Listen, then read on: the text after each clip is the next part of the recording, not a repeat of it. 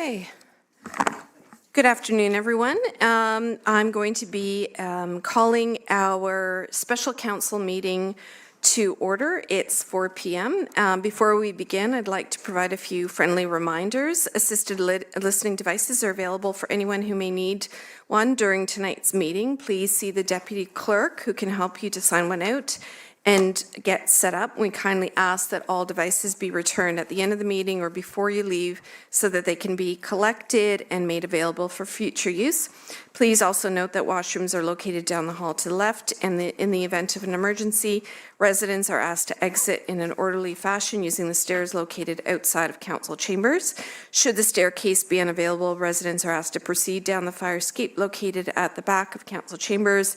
If assistance is required, please see staff. And I just have another housekeeping announcement in relation to Councillor Todd. He may need to be standing for parts of our meeting right now and as well as later this evening because of a sore back issue, just so everybody is aware that he's just not standing up randomly during the meeting. Yeah. Not rushing out for some reason. Okay, we're going to start our meeting with a moment of silent reflection.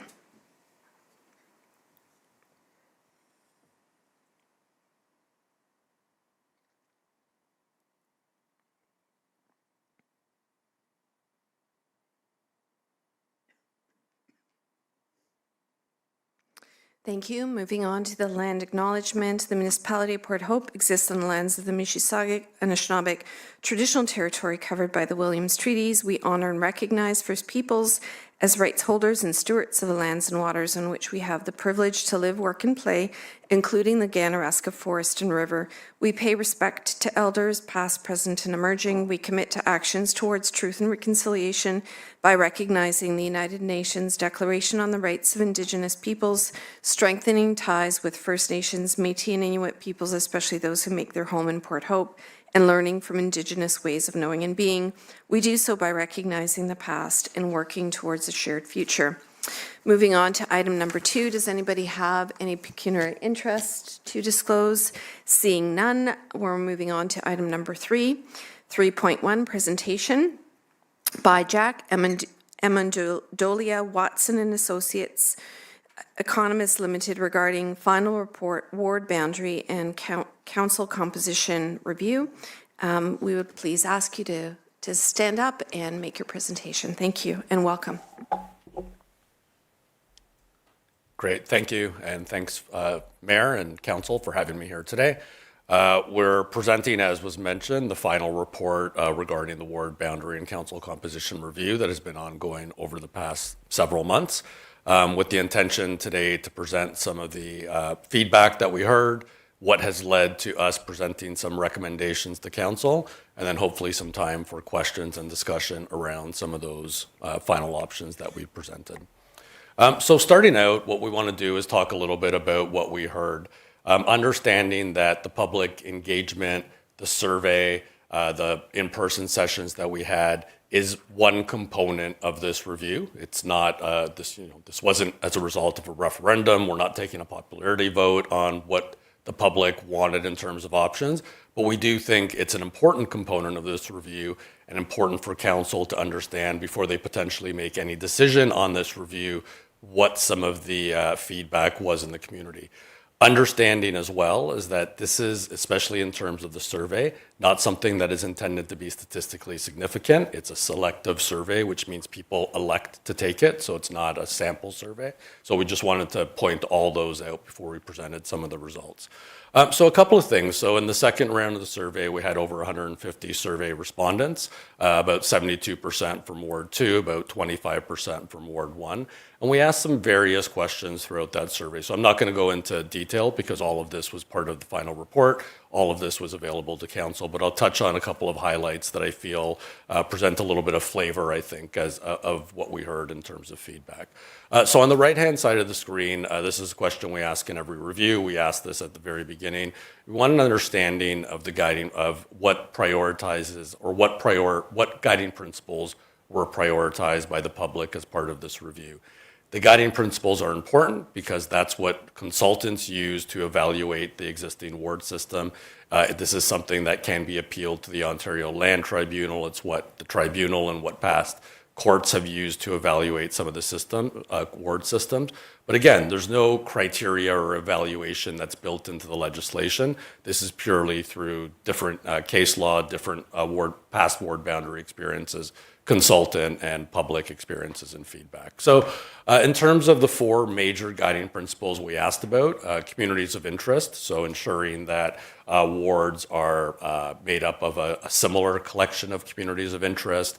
That was the most prioritized by the people of Port Hope, about 36%. If you go down to the bottom of that chart, about 35% also thought that representation by population should be prioritized as a guiding principle. And again, as someone who's done many, many reviews throughout Ontario, those are always the top two. And it varies between which one is number one and which one is number two. And then the other ones were also important, ensuring that you use geographic and topographic boundaries, man-made or natural features, so that the ward boundaries and where those lines begin and end are recognizable to councillors and to the public, about 17%. And then about 11.5% thought that future population parity and future representation was important. So I think what we see here is that really the public, in terms of what they answered, wanted us to prioritize communities of interest and wanted us to focus on existing population more so than future population trends. On the bottom left, we asked what factors related to your ward influenced the way you cast your ballots in the last election, which I thought is a pretty interesting question. Again, I won't go through every single one, but when you see sort of the chart or the bars with the higher percentage, 56 all the way to 59%, they all kind of promote a similar idea where they think that that people voted with an intention that their community or their ward was unique. They voted with an intention that they wanted someone that represented them, that wanted them to be aware of the ward or place that they lived in, and even so much so that they wanted that person to actually live in that same place. So I think, again, pretty common from what we see in terms of how people vote on a municipal basis. Some of the other things we asked were a little bit more direct. So should the municipality use an at-large system? So that's where there are no wards and all 6 councillors and the mayor would be elected the same way at large. We asked, should there be a symmetrical system? So that's where there's the same number of councillors in each ward. It could be 1 per ward, it could be 2 per ward, but they're the same. And then we asked, again, the status quo, the existing system, would you prefer an asymmetrical system where there's different numbers of councillors per, depending on the ward? That last one, status quo, had about 35% of the vote. Symmetrical system, about 25%, at large, about 23%. So pretty spread in the answers in terms of what the municipality or what system should be favored. We asked in terms of how do you think Port Hope should elect its councillors?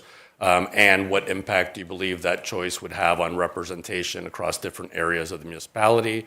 Again, about 32% thought that a ward system should be retained. And the reason that it should be retained, and this is an important one because there's other answers that thought a ward system should be retained, but the number one reason was that it should be retained because it provides better balance between urban and rural areas. Again, I don't think, at least not a surprise to me and my team as we got to know Port Hope and understand some of the community interests and priorities. We asked, do we think having a deputy mayor elected at large would improve how well the position represents the entire municipality? About 27% thought that it would, but in terms of some of the other answers, most did not, either weren't sure in terms of whether it would make a difference, and about 22% thought it wouldn't. So that's, really about 22% thought no, about 27% thought yes. The rest either thought not unsure or, weren't really entirely sure what that might do. We were asked if the deputy mayor were elected at large, do you think it would provide more accountability to residents?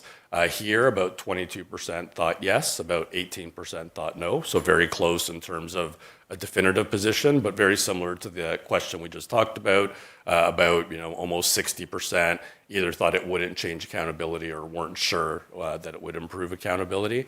And the last question regarding the deputy mayor at large is, do we think it would improve council decision making? And the numbers were a little bit, pretty similar here, where about 17% thought definitively yes, a little bit over 15 thought definitively no.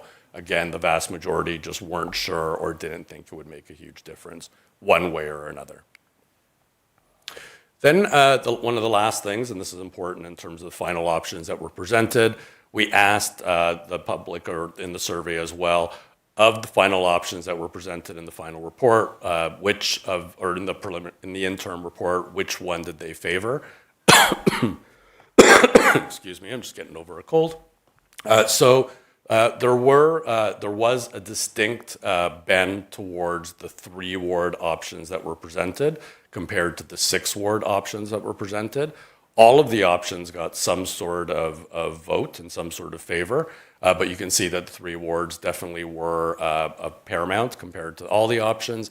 And then of the 3 ward options, you can see that the 3 ward options at the bottom that basically retained Ward 2 status quo and just split Ward 1 into 2 wards were favored over the 3 ward population parity option that started to get away from the urban-rural boundaries that exist today. So before we get into the final options, a really quick refresher on what the existing system looks like, and maybe a quick refresher on some of the evaluation tools that we use to evaluate not only the existing, but also any of the options that we presented. So the map that you see on the screen right now shows the municipality of Port Hope. The light blue is Ward 2, the red is Ward 1. You can see on the bottom left-hand side, it shows the population according to 2025 numbers of each ward. So almost 14,000 people in Ward 1, almost 4,300 people in Ward 2. And then it shows the variance to the average population. So the average population is simply the almost 18,191 for the municipality of Port Hope divided by the 2 wards. You get a little over 9,000. And then the variance to that is literally just what does the ward population compare to that average population. So on a ward basis, Ward 1 is about 50% larger than the average number. On the inverse side, Ward 2 is about 50% smaller than the average number. When we look at projected population, so we do projections looking 10 years out to 2035, that variance gets a little bit worse because, again, this is in flux and I think being updated as we speak. But based on the most recent population projections, much of the growth over the next 5 to 10 years is expected to happen in urban Port Hope. So that variance gets a little bit worse when we look at the 10-year population projection. On the right-hand side of the screen, we use this consistently in our reviews in terms of how we evaluate the ward system compared to the guiding principles I spoke about earlier. You can see the first 2 are dealing with population, representation by population, both existing and future, then communities of interest, geographic boundaries, and then ultimately effective representation that's based on the evaluation of those other guiding principles. Based on our preliminary and initial investigation into the boundaries in Port Hope, we thought that population parity isn't met because of the 50% variance by ward. As I mentioned, it gets a little bit worse as population grows. Community of interest we thought was pretty good. The one con we thought is that in urban Port Hope with 4 existing councillors, it doesn't differentiate between different areas of urban Port Hope, so it's basically an at-large system, so we thought some deficiency there, and we thought the boundaries were very clear because they're using historical pre-amalgamation boundaries that most people are aware of. Okay, so in terms of the final ward options, I think we were really asked to provide some perspective and recommendations on 3 main questions. One question had to do with the deputy mayor position and whether that deputy mayor position should continue to remain as it is now. It's selected from amongst the existing elected councillors, or whether a consideration should be made to a separately elected deputy mayor position. The other question we'll get into was looking at the at-large versus wards. And then the final question, obviously, was whether the ward boundaries as they exist today should be revised and should the municipality look at an alternate ward structure. So starting at the first question that we had to answer, or not answer, but provide, I think, some recommendations and perspectives on, it was regarding the separately elected deputy mayor position. So as we've talked about in past meetings, and the report gets into as well, a deputy mayor position is not something that is required by Ontario legislation. It's something that each and every council may elect to do, to incorporate a deputy mayor position. In some places in Ontario, notwithstanding the most recent changes, but Simcoe County, before the most recent legislation that was enacted, had to have a mayor and a deputy mayor that sat on county council. So those municipalities in Simcoe County, even though the municipal act doesn't say they had to have a deputy mayor, their county act said they had to have a deputy mayor. So there's some places where, again, it's not required by the municipal act, but may be required by some upper tier legislation. Here, it's not a position that is required. So the question becomes not whether you should have a deputy mayor or not. I think, in terms of how you, or at least the consultants, in terms of how you do things now, and it's not a position that should be eliminated, but I think the question more so brought to us is what I mentioned a minute ago, is whether it should be a separately elected position. From our research, and again, this doesn't speak to how the role may evolve or what it may entail. It's really based on an analysis of what we can see the role entailing based on what we heard so far. We think that the role is somewhat limited, is somewhat procedural.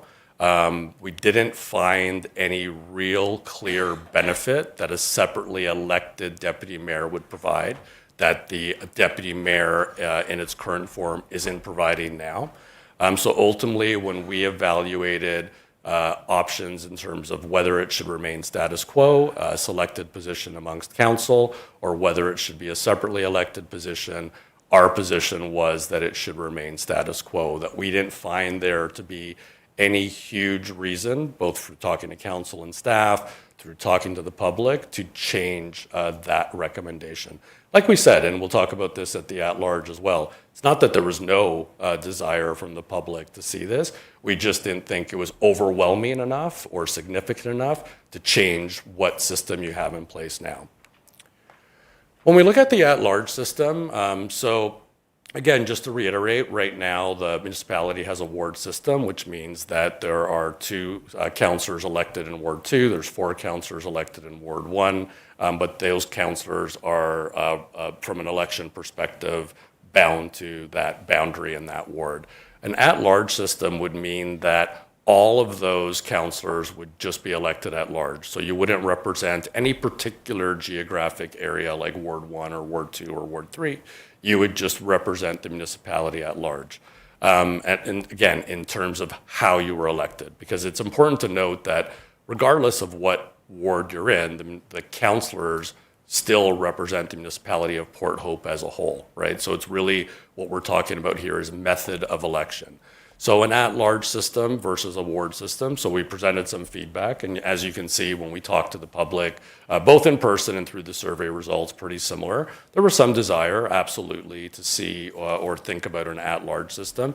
Again, we didn't think it was overwhelming in terms of what we heard from the public to go to an at-large. We thought there was still a lot of public feedback in support of a ward system, not saying which ward system, but just a ward system in general.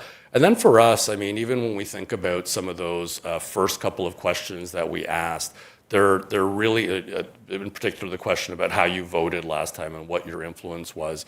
There was a lot of uniqueness and representation to where I live and wanting my counselor to understand that place, and even insofar as I want that counselor to live and be from the ward where I reside in. So for us, when we sort of balanced like some of the survey results against some of that question and other things we heard, again, we didn't think there was an overwhelming, or at least there was still strong support to retain a ward system in Port Hope.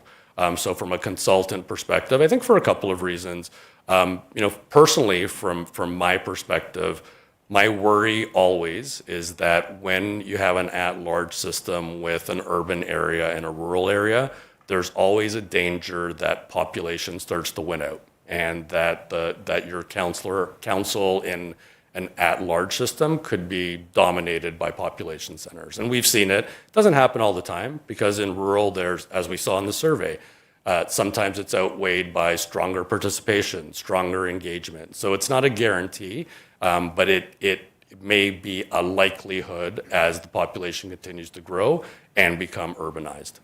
So again, from our perspective, we think that a ward system would continue to benefit Port Hope, would continue to maintain some of those unique interests of urban area and the rural area. And again, from delving into some of the survey results, we felt that was an important part of what the municipality and what the residents wanted to see as part of their council. So we would say that, again, we would support continuing with a ward system. And then I think we went through the guiding principles, so I'm not going to go through them in detail again.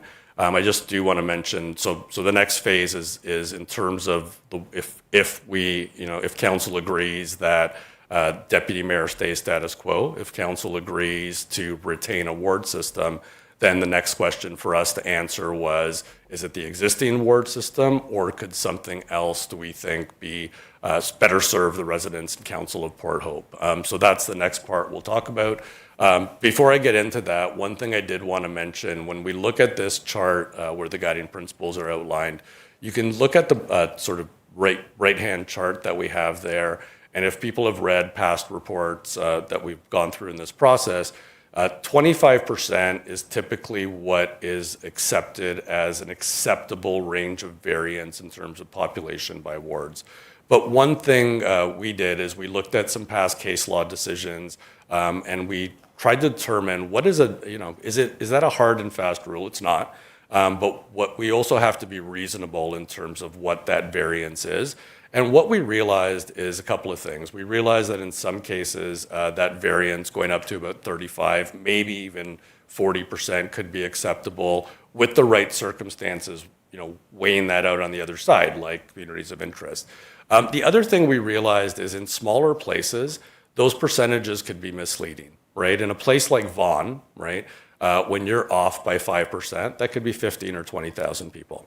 In a place like Port Hope, when you're off by 10 or 15%, that could be 500 people or 600 people or even 1,000 or 2,000, but it's not completely changing the entire dynamic of that ward, in our opinion. So we just wanted to point that out, that we added a little bit of a better threshold, I think, in terms of how we evaluate population parity.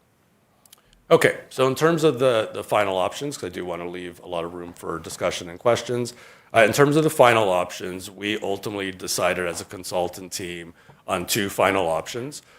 We thought that based on, again, everything we heard and current situation in Port Hope, as well as the uncertainty that we're talking about in terms of future population projections and ultimately what Port Hope and the county and really parts of Ontario might look like in 10 or 15 years. We thought that going with 3 ward options were probably the best for the municipality at this time. And I'll go through sort of the differences between the 2 3-ward options that we recommended for council to consider. So the first, so this final option 1, and this is not the final recommended options, just 1 and 2 for now, and we'll get into what the recommended is. So final option 1 is a 3-ward option. The rural ward, or Ward 2, in this case it becomes Ward 3, remains exactly the same as it is now. So the boundary does not change. It has 2 councillors that represent that ward. So it's complete status quo for that ward in this option. However, in the Port Hope area, so what is existing Ward 1, that would be recommended to become 2 wards, Ward 1 and Ward 2. Each ward would be represented by 2 councillors, the same as Ward 3. So you would have a 3-ward system with 2 councillors per ward. So it would be a symmetrical system, a little different from what it is today. And the idea here would be to just provide some different accountability, I think, to the Port Hope councillors moving away from what can be construed as 4 at-large councillors for the urban part of the municipality. This would provide 2 and 2, and hopefully provide, again, some of that uniqueness and some of those, going back to that theme of that survey question, having councillors that know your area, that are from your area, that identify with some of the uniqueness of that area. So that's option 1. We think from a guiding principle perspective that it's largely successful in most of the criteria that we look at. However, when we look at population parity going forward in 2035, Ward 3 falls a little bit under what that sort of preferred threshold is at about 64% of parity, but the other 2 wards are still within acceptable range. But again, more focused on, again, thinking about the survey questions and the feedback, there was more priority and focus on existing population versus future population. So this option does that. It's really a transitional option, if you will, retains a lot of what you have now. It's almost a minimal change option, but I think it starts to address some of the things that we heard from the public and some of the feedback. And then final option 2 is similar in the sense that is also a 3-ward option. It is also 2 councillors per ward, so very similar to final option 1. However, the main difference between final option 1 and final option 2 is where in final option 1, the rural ward or existing ward 2, and the option which becomes ward 3, is status quo and doesn't change. Here, if you look at the inset of that map, you can see that Ward 3 now crosses over the 401, takes in portions of northern urban Port Hope, what we refer to as the urban area. And what that does is a couple of things. I think it starts to get away from the pre-amalgamation boundaries. It starts to get away from this concept of having urban and rural wards. I think it starts to contemplate what future Port Hope might look like and where the urban area may start to expand to. And then I think most importantly, from a guiding principle perspective, is that from a population parity perspective, if you look at 2025 populations, it's pretty close to perfect. The variance is 1% or 2% from the average population. All 3 wards, pretty much around 6,000 in terms of population. And even as it grows, 1 ward gets about 20% of variance, but even still, it's 8,600 compared to about 6,500. So not a huge difference in absolute population in terms of those wards. Again, it starts to move a little bit away from that rural urban, which, in full transparency, a lot of people said that retaining that was important to me.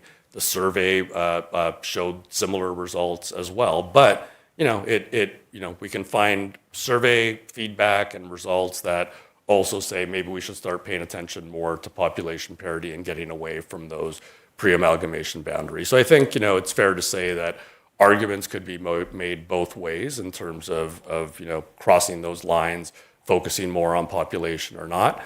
But ultimately, we think that either of these 2 options from a municipality perspective could improve what the system is now. Even option 1 that may seem minimal in change, at least could be down a path where, like I said, you get symmetrical numbers of councillors, you start to find a little bit more accountability and identity in urban Port Hope by dividing it into 2 wards. But I will maybe stop there in terms of the final options and let you know sort of what council can do with what we presented tonight. So council can do a bunch of things. Council can accept the preferred option, which in our minds is final option 2. And the reason that we make that the preferred option is quite simply what I said at the end, is that we think that adhering better to that population guiding principle gives that option a little bit of an edge over final option 1. So you can accept that as the preferred option or as your accepted option. You can accept, obviously, final option 1. You can request modifications to either of those options. You can select one of the other preliminary options that were presented, again, with or without modifications. Council can take no action at all and accept the report as information. And then I guess what's not on here as well, but council can also elect to go to an at-large system. So I will stop there, and if there's any comments, questions, I'd be happy to address them. Thanks for your attention. Thank you very much for the presentation and for the update. I'm sure there's lots of questions and comments around the table. I'm just going to ask for a point of just clarification in terms of just some of the statistics and findings that you presented to us. And so if you can just ground us again in terms of the division between Ward 2 and Ward 1, participants in any steps of the consultation, including the survey. So that's the first question I have for you.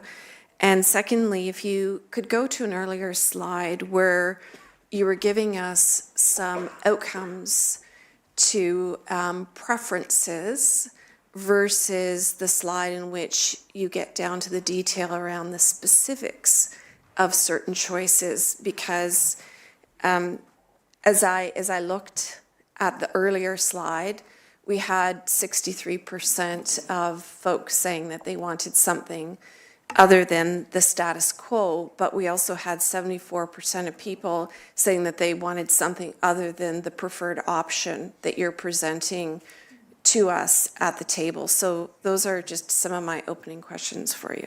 Okay. Thank you, Mayor, and through you. So for your first question, there were 154 total respondents to the survey, 72%, 72.7% from Ward 2, 25% from Ward 1. In terms of, and I think you alluded to, maybe some perspective on the in-person, tough to say. I mean, I think there was more, and I think we probably have these stats, but I think there was more attendance and engagement in the sessions we had in Ward 2 than Ward 1. I didn't attend the last urban Ward 1 session, so I can't really comment, but I think that would be fair to say.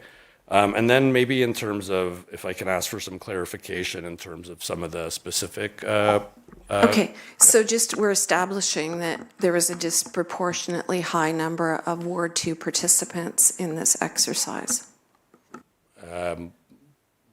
More, yeah. I think there was, yeah. I mean, I don't want to say disproportionate, No, and I'm just saying but I think there was in more relation engagement to in if relation to we're the population. looking at population. For sure, yeah. Okay, Yeah, so yeah, we've established that. Yeah. So going back to one of the earlier slides, next one. Here. Yep. So, it might have been, actually, okay. Yes, this is one of the ones. So according to my just rough calculations, we have over 63% of people that wanted to have something other than the status quo. So I'm following that. But when I look at or maybe it was actually, yeah, yes. And then when we look at all the options that you gave, that in fact 74%, probably slightly more, had wanted something. No, it was actually before this one here. Yeah. That they wanted something other than the option that you're presenting to this council as a preferred option. Don't. Yeah. Here.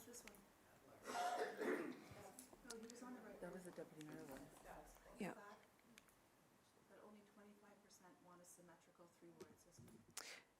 Yeah, so I just flipped it around in a different way, right? Yeah, I think it's tough to make that inference, though. Why? Well, because this question asked specifically not, do you want status quo or do you want something different? But the question specifically asked, should we use at large? Should we use symmetrical? Should we use asymmetrical? So, I mean, you could say, sure, I like asymmetrical, but I want 5 asymmetrical wards. Like, I think it's making an inference that by saying that only 25% wanted a symmetrical system, to say that 75%. Just to be clear, I'm saying that 75% wanted something other than that option. I'm not saying that all 75% were in agreement with Yeah. what that alternative is, but I'm just pointing out there's so many different ways to look at statistics Oh, and absolutely, read yeah. into what their meaning is. Sure. Yeah. And yeah, I would just say on the same side, right, we have to be careful, like not to say because you didn't pick that one, that the other 75% don't want, like, so they may not want an asymmetrical or a symmetrical system, but we just don't know what they want of those other things. So I think we're saying the same thing, but we just don't want to make an inference as to what they may want from that question. Yeah. No, I would diplomatically disagree with what you're saying back to me. I see it in a very different way. But anyway, I'm going to turn it over to my colleagues now for questions and comments. Councillor Less. Yeah, the first thing that I see that jumps out at me is you're recommended as the preferred option violates the principle of community interest, because all of a sudden the area above Jocelyn, between Jocelyn and the 401, becomes a rural area, and it has nothing to do with the rural community. It's a very residential urban area. So right off the bat, I'm saying, that ain't gonna fly. But, yeah, and thank you for the question through you, Mayor, but this is exactly the push-pull of a ward system, right? You're not gonna be able to find something, rarely, that works perfectly. So the two options give that example to you, where if you wanna retain community of interest, then you're gonna suffer with population parity, right? You're gonna have urban councillors that have more residents per population than the rural ones. If you wanna fix that, then at some point, you're gonna have to start to look at what those urban and rural boundaries are and what that means, right? And that's exactly the question that's being put forth towards the residents and to council is, what is your preference? And by trying to balance it, you're not gonna completely blow things up, but you're gonna start to take some of those urban areas and add them to rural, or you can look at it the other way and say you're taking a rural area and adding it to an urban area.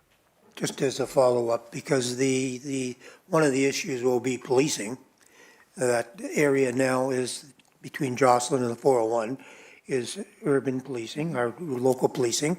And as soon as you make it a rural, it becomes OPP policing. But, and again, maybe staff could jump in here, but I don't think this is going to change anything with regard to that, right? I think where we get confused sometimes in this process or in this work is that the ward boundaries, whatever council selects as ward boundaries in terms of how you're getting elected, doesn't automatically mean that now the urban and the rural area are going to change, and that any of the policies that you have relating to services based on that urban and rural division are going to change. Well, it could, so I'm just bringing it out that, it's nice to say it won't change, but it certainly could. But it only could if council voted to change it. Well, whether we're willing to go down that path or not, we'll see. Okay, I've got a few people that are in line for some questions and comments. I'm going to go first to Councillor Mink and then to Councillor Clare. Thank you. So thank you for the presentation. I had a question regarding the data, sort of, I guess, along the same lines as Councillor Les. 75% of respondents were rural, 25 urban, and then you had said that a majority of the people want local representation. Is there any data to show where those numbers are coming from? Were they all rural who made that comment? Yeah, we can. And the reason why is because from my experiences, being a rural councillor, very much so, rural want local representation, whereas the urban people quite often call the rural councillors and express that they would like to vote for the rural councillors. So it doesn't seem balanced in that way. So, and then going to the recommended option 2, if we dip down into the urban area for that third ward, then they could get somebody that doesn't understand their issues. So it's not aligning to me as that being the preferred option. But if you could answer that question of whether that is 75% across both wards, or was that primarily coming from the rural people saying that they want local representation? That 75% is of total respondents. So we didn't look at it on a ward by ward basis. That's 75% of the total survey respondents. It absolutely could. Yes, Councillor Clare and then Councillor Todd. I just want to say, if I can, to start, just a quick question for the clerk. Procedurally, I'm approaching this in the assumption that this section, we're asking questions of the consultant, but then we will then move on to number 2 on the agenda, is where we will have more opportunity to then deliberate amongst ourselves. Is that? Yes, that is correct. So the recommended motion for the presentation is to receive it for information.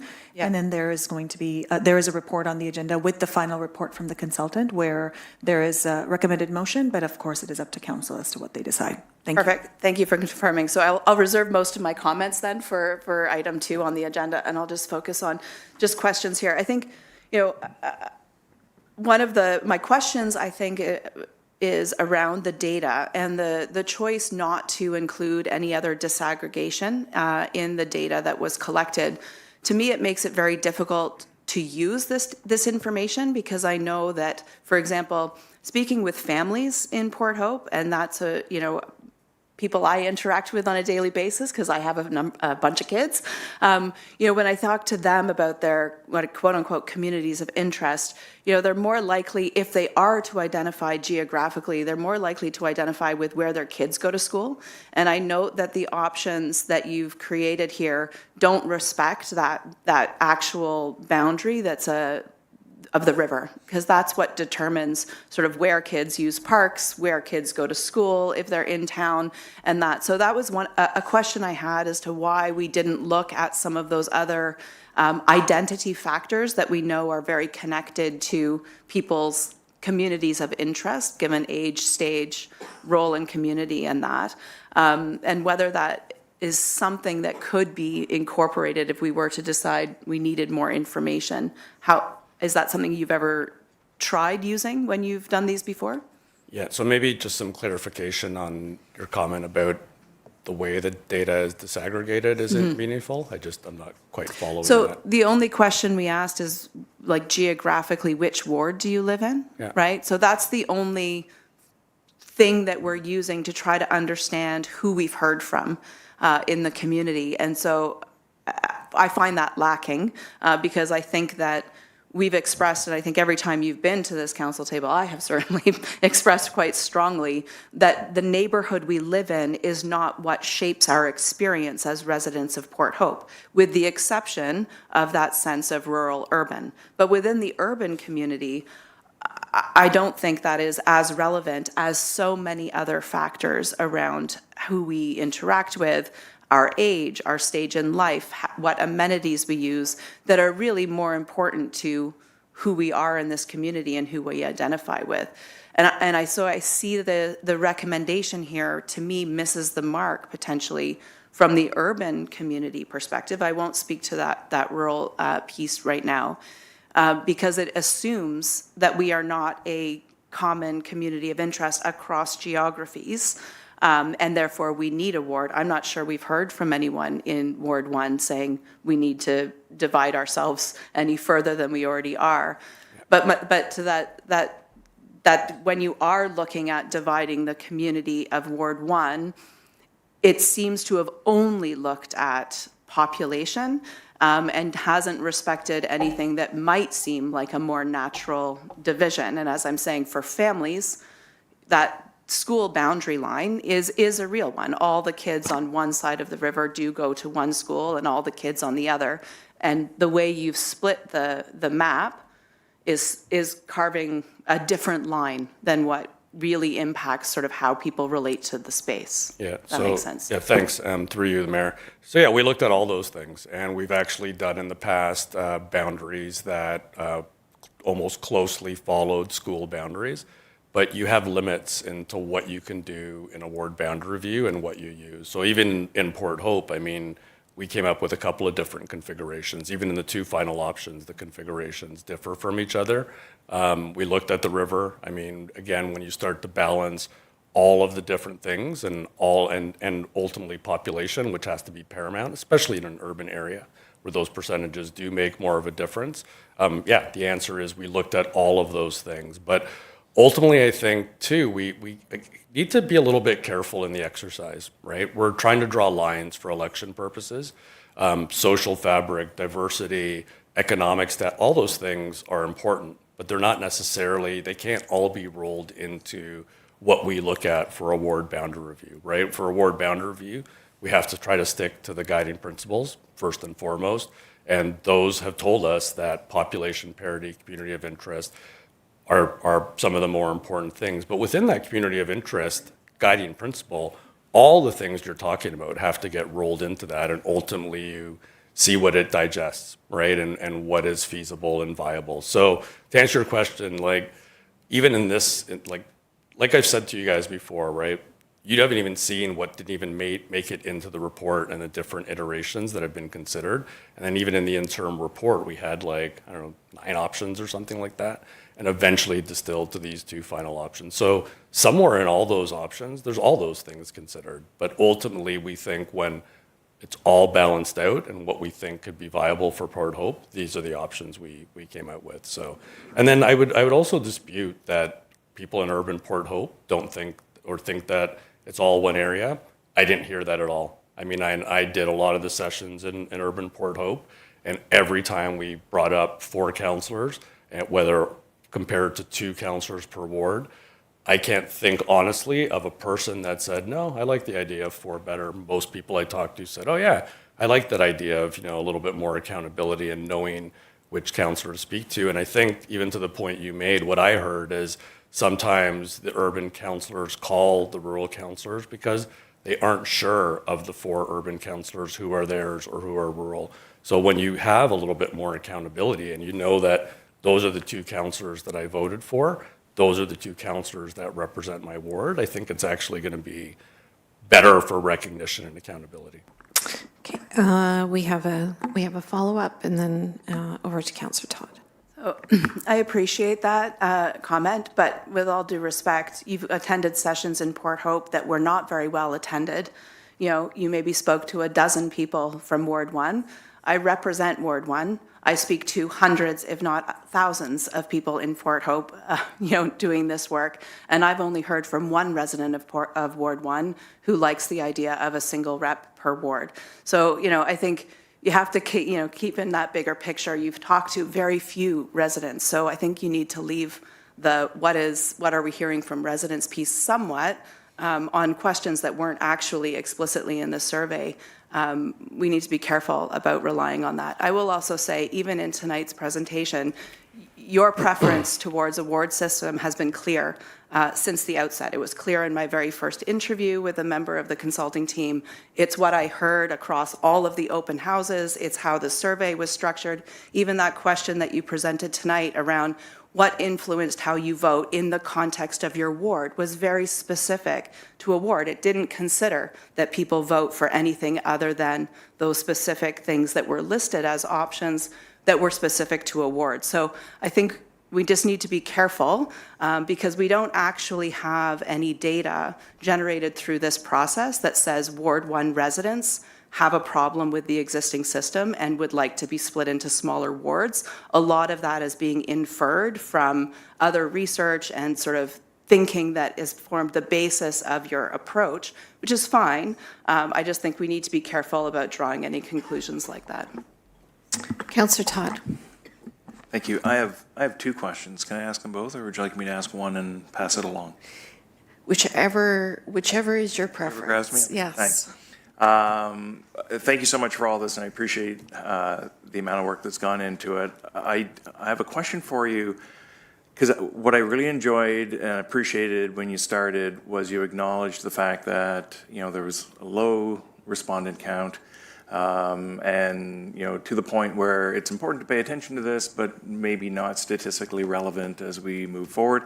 So thanks for saying that, because as I was going through it, it's like, yeah, like this is I'm glad we heard from 154 people, but we have 14,500 voters, and so it is a small sample size, but yet it's a data point that we should look at. my curiosity around that is recognizing that it's a data point and can be listened to, but not necessarily how we should be making a decision or what we should be basing our decision on. I would love to hear from you, when you did come up with the recommendations, what did you base your recommendations on, if not those respondents? Yeah, thanks for your question, and through you, Mayor. So like I said, public engagement is one component, right? Sometimes we have no public engagement, zero, because ward boundary reviews don't seem to be the most interesting and engaging topic in municipalities. And for that matter, I mean, neither is municipal politics, right? I mean, municipal councilors are elected in some places on voter turnout like under 20%. So we do all have to be careful in terms of how we look at those numbers, because there's governments that are voted in based on really low numbers. With engagement, though, you have to pay attention to those people because they came, right? They made the effort to fill out the survey. They made the effort to come to an in-person session or virtual or what have you. So it carries weight, right? It's not statistically significant weight, but we weren't intending, like I said, this is not a referendum. This is not a popularity vote on saying, hey, Port Hope, what option do you want to pick? I'm going to give that to the council, right? So it's one component, but it should be weighted heavily on those who chose to participate. And I think what that does for the consultant team is it ground truths a lot of the assumptions. You're right, we haven't talked to thousands of people, but we talked to people, like I said, who elected to come out, who elected to fill out the survey, and that's all we can do for that public engagement component. I can't live here for 10 years and talk to thousands of people and do that for public engagement. So that's one component. But ultimately, when you ask how we came up with our final recommendations, it's the body of, we've been here for months and months and months, and it's the body of that work, right? It's looking at the public engagement component, it's talking to the counselors, it's talking to staff, it's looking, it's the guiding principles, right? That has to be a significant component of our review because you're hiring us, you're not doing it internally, right? You're hiring an objective, third-party, independent consultant who has experience doing these throughout the province, who's defended them successfully at the Ontario Land Tribunal. So our experiences, our process, past case law, all comes in, like it's all that whole ball of wax that we have to look at to ultimately go through and figure out what are we going to recommend as options. Everything we've designed up till this point, preliminary options, final report options, are all viable in varying degrees, right? And we've highlighted some are deficient here, some are deficient here, some are not, some are really, really good, but come with other change or other magnitudes of change, right? So I hope that answers your question. It's everything, right? And ultimately, as a team, we try to take all those experiences, the guiding principles, case law, what we heard, and come up with what we think are going to be not only viable, but that defensible part is important, right? It's also why we recommended one option over the other, is because we thought in an appeal, that would be a little more defensible than the other option. So I hope that gives you a little bit of a flavor in terms of how we come up with final options. Yeah, it does. Thank you. So for my second question, in the staff report, it notes that the consultant team ultimately concluded that there was insufficient rationale to establish a separately elected deputy mayor position in Port Hope. So what is considered sufficient rationale for a municipality to establish a separately elected deputy mayor? Yeah, so I'll touch on a couple of things. Thank you, and again, through the mayor. So I think if there was a requirement, that's an easy one, right? If you absolutely needed one to, like I said, sit on county council or some other role. I think if there were committees that we heard that were deficient in membership or perhaps needed, additional chairs. If there were more, if we heard from the mayor or other that, time was really limited and that, an official, again, it's not, and I want to be careful here, it's not talking about the position, because we think that the position as it stands now, we don't think it should be eliminated. But in terms of rationale for a separately elected position, those are some of the things we might consider to say, hey, maybe it should be something else. The other part, and maybe I didn't mention this before, was council size, right? We heard, I think, pretty clearly that council wished to remain status quo in terms of size. So another part of that equation was a separately elected deputy mayor would increase the size of council. Is that something that we think was warranted right now? Which we didn't. Okay, quick follow-up, and then I'm going to get to other folks around the table. Sorry, I don't want to take up everyone's time, but just as a follow-up, because your answer didn't land for me, simply because, I appreciate, in this instance where, county requires it, but that doesn't speak to the elected deputy mayor. It simply means we have to send somebody and we can appoint them. Yeah, that's- Having, as far as the seats go, same sort of thing. It doesn't really change it. Like, we could have a counselor instead of. It's the elected deputy mayor I'm focusing on. Like, what is it that because we're being told that you didn't find, sufficient rationale for it. So now I want to know what would be, or is it just you don't think that we should do it because we don't think we should do it? Yeah, no, and I mean, you know what, to be completely blunt and answer that question, it's pretty difficult to find rationale for a separately elected deputy mayor position, right? And I think for us, we would need to be presented with extenuating circumstances, something that council told us that we thought, wow, they are really stretched and they really need that position to be completely separate. So maybe that's a better answer for you is quite frankly, outside of where it's required by an upper tier position, we haven't seen, I can't say in every review because it's not been part of the scope sometimes, but nothing comes to mind strongly for me in a situation where we think it should have been in a separately elected position. So I hope that answers a little more clear. Okay, turning over to Deputy Mayor. Any questions? Councillor Tom? Okay. Councillor Mink. Sorry, yeah, I just had a couple more, and they were kind of just touched on there. I wanted to, when I looked at the data for the deputy mayor, sorry, I'll take this off. It didn't, to me, it didn't give me confidence that the community is aware of, still, to this day, what the deputy mayor does, why we have one. It was very divided, and I know we're going to have this conversation later this month amongst council. Did you hear from anybody about the need for a deputy mayor at all? We can appoint someone, pay someone per diem if they need to do something above and beyond the role, but did you hear from anybody that said there's no need for one? Yeah, I don't think strongly, at least not from my perspective. I think the focus was more on whether it should be a separate position or status quo, but I don't think we heard a lot about, even just from a discussion perspective, at least in my experience, about why do we even have a deputy mayor. I don't think that was really a big point of discussion for me. And from your experiences, have you ever came across a community, this is a part-time role, and people run for council, not for deputy mayor. So I'm sure in some places people want to be deputy mayor because it seems like a power position. But in other communities, some people might say, I didn't run for that. I can't take on extra responsibility. So in that scenario, if a council were to be elected and people worked and could not take on a deputy mayor role, what's the solution at that point?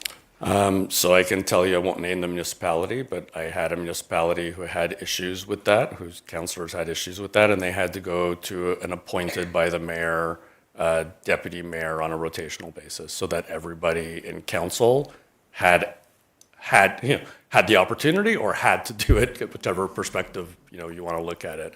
But so some municipalities have had to do that as well. Okay, and then my other question is regarding, and you touched on it, council size. This council said keep the size it is. I did hear from some community members who said maybe we don't need as many people, maybe 5 people would be enough. This is about 2,000 to 3,000 people per council. There's many municipalities where you have 20,000 or more per councillor. Did you hear that in the feedback at all, that maybe we reducing the size, but maybe the councillor's taking on a bigger role?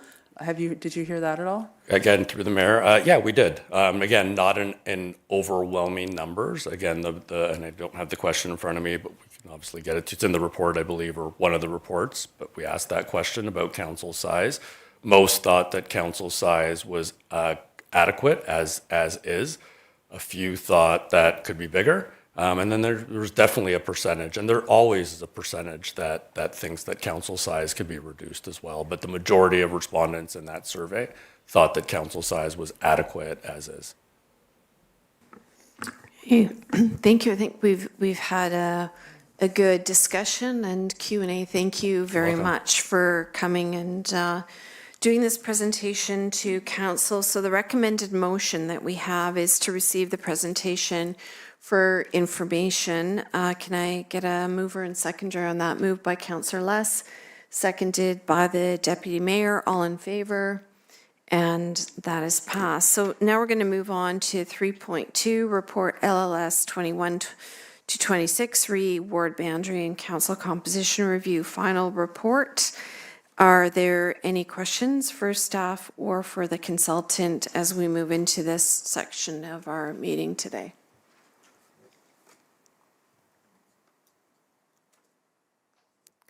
Councillor Clare, I thought you were going to be... I don't have any further questions. I have thoughts, but no questions at this point. Okay, well, look, you know, the recommended motion is listed on the agenda, but before we move forward, we do not need to put forward some kind of motion on the table, which doesn't necessarily have to be this motion, but before that, I think it behooves us to have a good conversation around the table. So I'm going to start at this side of the table first. Councillor Tom.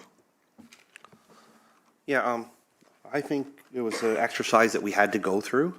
Talking to a lot of constituents over the past 2 weeks, a lot of them had the same concerns that Councillor Less addressed, scared about services changing. And even though that's not the case really, as we're talking about voting lines, right? But there was definitely some confusion. My personal opinion, I think no matter how we change this with recommended actions, we still at the base, we're retaining 4 urban councillors and 2 rural councillors, no matter which way we swing it. I don't think there is enough of a change to warrant going through all of it. So my decision would be to remain status quo, would be my comment. Thank you, Councillor Darrell. Deputy Mayor. Thank you. So I'm glad that Councillor Toms said those things, because that is exactly what I've been thinking too. I think this is a very, very important thing that we went through, because you don't know that you're having problems if you're just continuing on without actually investigating. So I think it was a very important procedure to go through to see where we're sitting. I actually completely agree. I believe that the status quo is the way that I appreciate right now. So thank you. Councillor Mink. Yeah, so I would agree. I think, yeah, status quo for me as well. Okay, moving to the other end of the table. Councillor Lass. Well, without being flippant, I think it's rearranging chairs on the Titanic, and I would stay status quo. Well, let's see who's going to speak after that eloquent summary. Right, Councillor Todd. Let me grab a chair. Yeah, I think for me, I'm of 2 minds. So I totally appreciate that we went through the exercise. I think it was really valuable for all of us to see that. I do, it sticks with me the fact that, we didn't really receive a lot of respondents. So although, I appreciate the outcome of it, for me, I don't know if that's a data point that I would base my decision on. I think there's other stuff that council should probably consider as we go forward. The item that I would draw our attention to the most is around the deputy mayor. I do believe the deputy mayor role should be an elected role. From this bench, we have said, and in fact, Jack, for me, your last comment really landed, which was there may be actually extenuating circumstances that weren't taken into consideration when you did this that we need to consider, and I believe for us there is. We've often said from our seats that the mayor's role has elevated itself because of what's come our way with Wesleyville, the challenges and the extra work that has been taken on in order to deal with the opportunity or the possibility of new nuclear. That has elevated the deputy mayor role in ways that it hasn't in the past. So that's not nothing. And in fact, the CAO, when we did council compensation made the same comment and same observation, which said, hey, the deputy mayor role is getting bigger. And in fact, I think you recommended that a staff report come forward about the role and its duties, saying that, hey, we should probably have a job description that comes forward because it is a bigger role. So I think if we're going to take that as our reality, then I think we do need to be able to look at that role and say, that's something that the residents should vote on, because there's also a situation in there where if the future mayor is unable to do their duties, the deputy mayor is going to step in. So probably it should not be just a council appointee. It should be someone who is actually running for it, and the residents are allowed to choose that representation. So for me, that's the one piece that doesn't fit. Like, I do believe the deputy mayor role should be elected. If that's the case, then that gets us to 5 councillors. And how we square that, I'm not entirely sure. So my recommendation would not be to keep it as status quo, but I know in 2 years' time, I think we're going to have a report that comes back around what do we do next, because we're going to look at population. I would actually refer this back to staff to get more data, so that when we do get the population report, then we'll have additional information to make a more fulsome decision. But I don't think status quo is the right decision. I think, the deputy mayor role is too instrumental to be doing that. Thank you, Councillor Todd. Councillor Clare. Yeah, okay, I'm going to start on the deputy mayor piece, because that's what you've just focused on, and I agree. In fact, I had my name on a motion along with Councillor Darrell that we withdrew when we decided to go through the full ward boundary review, but calling for the establishment of an elected deputy mayor role. And I think that the other piece around that, where I think that is going to become more and more important as we are learning more about the implications of strong mayors, that may look very different in the next term of council. But I think in the context of strong mayors, I think having a second strong voice that's elected at large is really crucial. So I'm with you there, Councillor Todd, that's not really addressed, I think, adequately through what we've looked at so far in this process. And I'm a bit disappointed about that, but I understand it becomes challenging. The only way I've ever thought we could, accomplish that would be in combination with an at-large system, which doesn't land well across the whole community. So I'm not sure how to square that. What I will also say is, when I looked at the report and the recommended options, it seemed to me that the option recommended for us is solving a problem we don't have, and potentially exacerbating a problem we know we have, which is the problem that in fact prompted us to go through this exercise, which was a sense amongst some rural residents that they are not adequately represented in decision-making and governance at the municipality. So I think the option that, dilutes their voice through combining with residents that are in the urban ward, I think is a step in the wrong direction from the perspective of the people who we were trying to address through this process, and I think would probably not land very well with urban residents who I think didn't really show up and engage in this process because they don't have a problem with the way they currently elect council. We might be, in fact, creating one by insisting on splitting that into 2 wards. So it's not solving the problem, and it may be creating another problem because we haven't been looking. It's solving a population issue that isn't actually at the heart of what we're wrestling with as a community. And so I think, however we move forward on this, I did just also want to provide some notes that I think we've done really well at being proactive about addressing gaps in who's represented in decision-making in other fronts during this term of council. And I'm thinking about youth.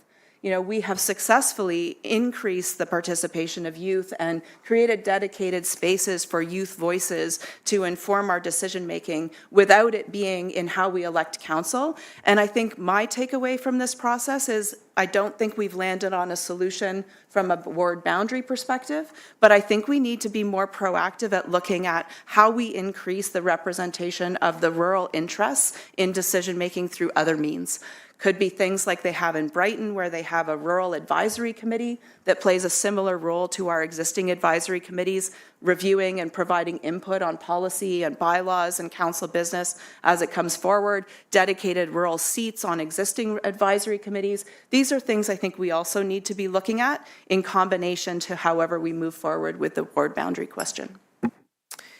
Thank you, Councillor Clare. So lots of thoughtful comments. To my mind, just because the municipality is in the midst of so many changes, it's really difficult to be contemplating what is the best organization to move forward. In reality, we can be debating for a long time what constitutes a community of interest and what we can do in terms of decision-making not to exacerbate tensions between different communities within the municipality. And I don't think we have enough information around where we're going to be in a number of years to be able to give a fulsome answer or a reflection to that. So that is my overall position on all of this. But I do think in the next 2 or 3 years, we are going to have a much better idea of what this community is going to look like, how it's going to shape, what the boundaries are going to be, where the population is going to be, where industry may be situated, and different interests that might emerge in this community, which now that we have an EDI policy, could provide a completely different lens to creating a different set of principles that we might want to prioritize in making those decisions. I also do agree that as we are moving into, I'll use the CAO's term, Port Hope 2.0, that there's a lot of uncertainty around the kinds of roles and responsibilities that are going to be in front of this entire council, and that includes the mayor position and a deputy mayor position, because it is demanding in this community between the PHAI and even now in the early stages of our conversation and engagement around Wesleyville. And depending on how that all unfolds, it can become even dramatically different. So I would like to see a continued conversation around that, but I also want to be very clear in my perspective to say that I do want any future role of a deputy mayor to be very clearly delineated. I think we've had a lot of conversations around it. We've tried a lot of options around this table. And I think if we do move into an elected position, it's going to be one that has to be very, very clearly outlined, and that if somebody chooses to take on that role and responsibility, they'll know exactly what they're in for. Yes, and I don't think we necessarily have to think that strong mayors are going to be around for forever. And I think we've had a very good collaborative culture that we've created here in Port Hope. So I'm less concerned about that in the deputy mayor position as I am to actually just the sheer workload that we're going to have as a municipality. Any other final comments or thoughts on this, Councillor Less? Yeah, in support of Todd's suggestion, there is some definite merit there. My issue would be, if it's an elected position, depending on who campaigned for that position, would it be a supportive corollary or adversarial role compared to the mayors? And depending on who's running, it could be any one of those three. So anyways, just room for thought. It's a very good comment. I'm going to go to Councillor Mink and then to Councillor Todd. Originally, well, since I've been on council now for the 2 terms, I've had some issue with the deputy mayor and the unclarity of that role and the process in which it's determined. It seems that right after the election, that's the first item of business, and it's not talked about at all through the campaign or anything like that. And the community has all sorts of ideas of who it should be and so on. And I remember a comment last time, it was the person who had the most votes, yet the Ward 2 people don't even have as many voters as the Ward 1 person. So, I mean, it's kind of crazy. So originally I was supportive of the idea of having one elected at large, but to Les's point, I am concerned right now with an elected mayor and deputy mayor, as long as we have strong mayors. If it is one where they are connected, it really could drive the agenda. And I'm not talking about anybody sitting up here right now, but where those 2 people could drive council business, where the rest of council really doesn't have much say because of the way the strong mayor's votes are weighted. They need one other person. So it could eliminate the voice of the rest of council. And that's one of my concerns as long as we have a strong mayor. Councillor Todd. Thank you, and I appreciate all that. I just wanted to note, I do have an alternate motion that I'd like to bring forward, and you're ready for motions. Any other comments around the table before we move into this? Councillor Clare. I think just for anyone who is following this debate, and this discussion and has read the consultant's report, just in case there's any concern about us potentially, sticking with a system that the consultant's report tells us is not working for us. I think it's important to remember that this system produced a 43% voter turnout compared to a 33% average across the province of Ontario. I think we have a very highly engaged electorate. We're in the top echelons in the province. So I think it's important to remember that it is, in that respect, from a democracy perspective, is actually serving us fairly well. Councillor Todd, do you have a motion that you've shared with? Yes? Okay, so do we want to put it up? Yep. I'm happy to read it out since our camera, oh, there we go, perfect. So I move that that report LLS 2126 be received for information, referred back to staff, and that staff be directed to undertake a review of population data within 24 months of the 2026-2030 council term, and that staff and the consultant be directed to explore options for a directly elected deputy mayor role as part of that population review, and that staff be directed as part of that review to undertake or commission a statistically significant public survey to assess community views respecting the potential establishment of a directly elected deputy mayor position and council size depending on ward boundary options that include a directly elected deputy mayor position. Okay, Councillor Todd, thank you for putting that. I do have a question for you. Statistically significant. Yeah, so Statistically significant does not necessarily mean representative of the diversity of the population. agreed, and happy to change some of the language because I think my intention there is that we are doing targeted surveys so that we are capturing the proper cross-section of the community, something that we don't often do, right? Where we're looking at, drawing specific, whether it's phone surveys or not, of specific areas, specific demographics to make sure we have that. I don't know what the proper language is. You may have better language, but that's the intention. Yeah, just worried about we could have something that's statistically significant that's skewed towards the population numbers of the urban population. Totally agree. Yeah, so the language there should be tidied up. Yeah, yes. I'm in favor of that. I'm going to give everybody just a second to read through this carefully. Just give everybody a minute.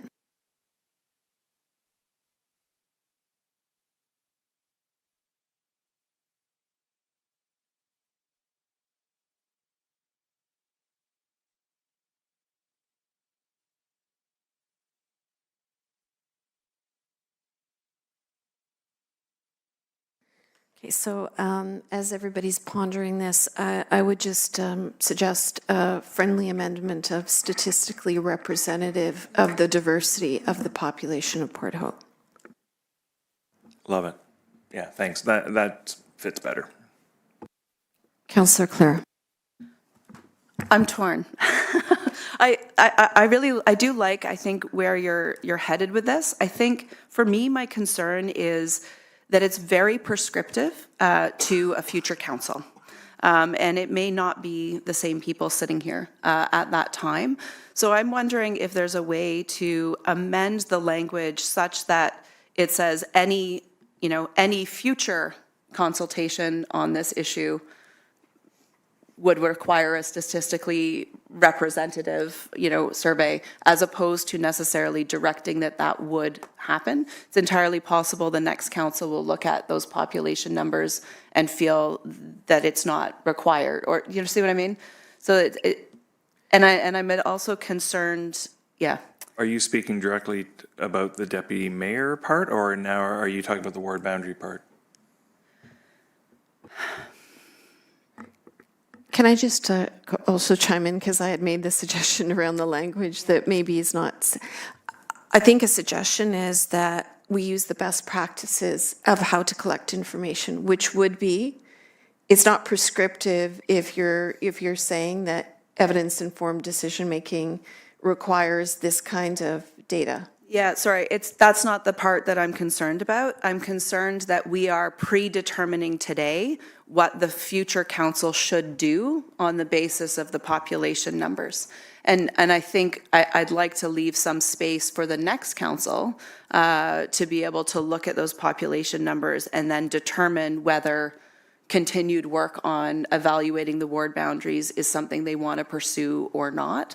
But what I do like the idea, though, is suggesting that if this does get pursued further, that we would like the issue of deputy mayor, and I would like to say other things that have come up, like an at-large system, to be included in that, in addition to the consultant's report that we've reviewed today. Does that make sense? Or is it if it were to happen, but we're not telling the next council that they must do this thing? Is that a friendly amendment, or you got a whole new motion? Sounds like a whole new motion. Councillor Darrell and then Councillor Mink. Just a question I have. It reads to me like we're just maybe looking to get more respondents, because the way I understand it when it's written, to further look into population 24 months into the next term, I truly do not believe we're going to see a huge influx in population. So to me, we're just looking for another survey with more respondents. Like if we were looking to say review again in 2035, maybe when Westville is full underway, and that might be warrant a population change. But in the next 2 years, I don't think it warrants enough to put this off. I think we went down this ward boundary review road, and I think we need to finalize it. Thank you for that. I wonder if we can get a comment from staff on this point around whether or not we're going to be seeing any kind of changes, significant changes in the population over the next 2 years, or a better sense of where we're going within the next 2 years. I see the CAO's turning on. Yeah, through you, Chair. Yeah, the reason staff original recommendation was to hold off on this ward boundary review because we are anticipating significant growth, and we haven't seen those numbers yet. We're waiting for those through the impact assessment through OPG, so we do anticipate significant increase. We are not, I think, Jack at one point said, you'll grow, but not that much. I wholeheartedly disagree with that now, because we don't see those numbers. But we don't know what those numbers actually look like. So that's why our original recommendation was hold off. Compromise was to do that population review in 2 years' time. My problem, I think, currently with the motion as it exists is trying to get statistically representative numbers. The 2026 census has been done. The numbers won't be out till 2027. That's our only basis point for coming up with statistically relevant representative. The mayor, you talked about EDI representation, things like that. I am a bit concerned about refining those target audiences that significantly, because we'd only have 2026 data numbers, census numbers. I think what I was speaking about didn't have necessarily a link to census. It was around what we're collecting within the community, which I think we can do a better job of to get more statistically representative numbers in terms of age, geographic location, gender, other kinds of considerations, and that's a separate issue than what is available through census. Councillor Less. Yeah, I think this council should deal with today's problem, today's recommendation, which is that we're not changing the ward boundaries. At this time, we're not looking to elect a deputy mayor at large, and that we shouldn't be trying to put restrictions or conditions on the incoming council. Let's make our decisions based on today. Okay, thank you, Councillor Less. And finally, Councillor Mink, then I'm going to ask if there is a seconder to the existing motion. Thank you. So, yeah, I think my comment is along the lines of Les. We have a workshop coming up where we're going to talk about the deputy mayor role and committee roles and things like that. So I think putting this motion out now, we're getting ahead of ourselves. I think if deputy mayor is something that somebody really wants, then run in the next election and bring that forward as part of your campaign. But I think at this time, we go forward with what we have, status quo, and make a decision now rather than put this type of decision onto the next council with this type of specific requirement. Okay, thank you, Councillor Mink. So let's pivot back to Councillor Todd because he's put a motion on the table. So I just want to revert back to you, Councillor Todd, for any further comments before I see if there's a seconder and we take a vote. Yeah, because the intention of this is to I think accomplish what Councillor Clare is saying, which is let the next council take care of it, and I think that speaks a little bit to what Les is saying as well. Like, we'll deal with it then. We've already opened the door in a previous resolution that in 24 months' time, staff will come back with more data. You know, I still feel strongly about the deputy mayor role, but we're either going to make that decision right now, saying that starting in 2030, the deputy mayor role would be an elected role, or not. The reason why I lumped it this way is recognizing if we do an elected deputy mayor, we will end up with 5 councillors, and that is going to change how we do things. So alternatively, what I would say is that we refer the entire thing back to staff, have it come back when in 24 months, when the population data comes and the council of that day can make the decision. That would be alternatively how we can put this forward. Over to the clerk. I just want to offer a point of clarification, and I appreciate you bringing that up, Councillor Attridge, because I do want to remind Council that when the original direction came forward in February, the motion read that that staff be directed to bring forward the population review should an alternate option be selected. So in this case, it sounds like, you know, if the intention would be that the item be received for information, referred back to staff, you would need to direct us to bring forward the population review in 24 months. So the previous motion would not be valid in this case. We would need that direction here. So in a sense, we wouldn't be binding a future council in any way. Councillor Clare.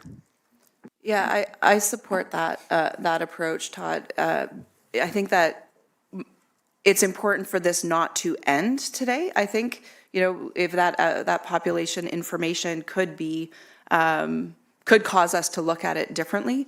But I think we need to not be prescriptive, but have staff bring forward that review, and the next council can determine if they want to reopen the question. I think that's a better way to go. I appreciate that. So we have a revised motion. Does this reflect, Councillor Todd, what you wanted to see in terms of a revised motion on the table?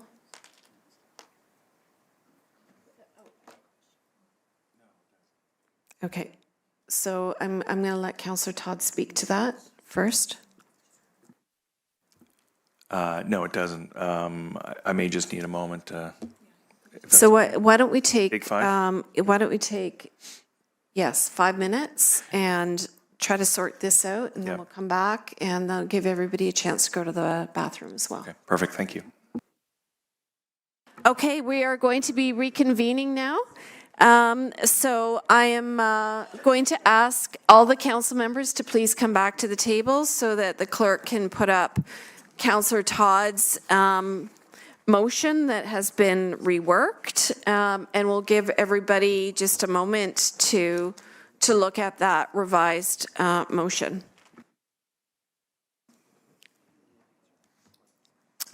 Do we have it up on the?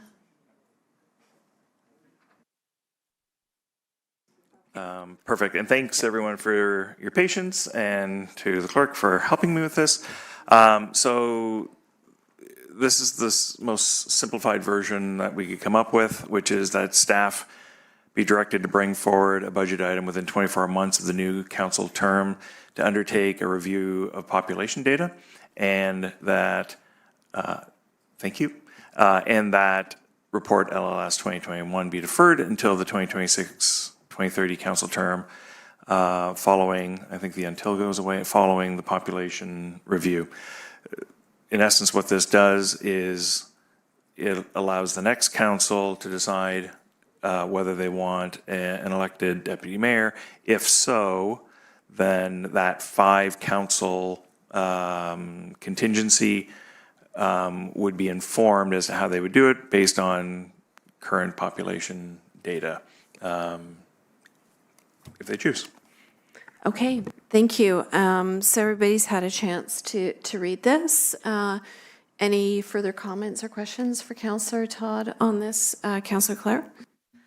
My only remaining concern is that the way it reads to me, it's if we're only bringing forward this report and not all of the other supporting documentation from the ward boundary review, then we may be, you're shaking your head. Yeah, so just to clarify, if the report itself is deferred until the term, the 2026 term following the population review, then the final report from the consultant would be brought forward? Yeah, that's my concern, is that we would only be looking at the final report from the consultant. And I think that there's really salient information related to the deputy mayor consideration and some of the other pieces that aren't covered in the final report because they were covered in earlier reports. And that, I think, is important context that the next council won't have at their fingertips. So if it could be that this report, including all, prior reports as part of the ward boundary review, be brought back to the next council. Yeah, I get it. I get it. Thanks. Okay, so we have a little bit of change in the language here. And look, I'm going to take a couple more comments and then we're going to move to a vote. Councillor Leslie and Councillor Mink. As soon as you bring in the report, be deferred, you've negated the fact that 4 of us on council so far have said no to the ward boundary review, we're going to leave status quo, and no to electing the deputy mayor at this time. And this just would defer all that for the future, and I'd say no. Councillor Mink? Sorry, I'm just looking at a spider right there. It's right there. Yeah, so I'm just going to ask for, thank you. Sorry. Okay. So, sorry about that. Not about this, what's on the table. I've had some comments as much as today that some people aren't clear still on how many are voting for and against certain things, and this is a very important topic. So I'm just going to ask for recorded votes regarding any decisions we make tonight on this matter. Okay, so we've had a recorded vote requested on this. We've got the motion on the table. It's been moved by Councillor Attridge. Do we have a seconder for this particular motion? Okay, seeing none, this motion isn't going anywhere on a recorded. Okay.